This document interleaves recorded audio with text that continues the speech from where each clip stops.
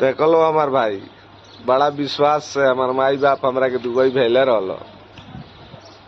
लेकिन हमारा लागता कि हमरो के जगन्नाथवा पर कह दिले बिया। यही से आज छुट्टी मार के हम रूम पे बानी।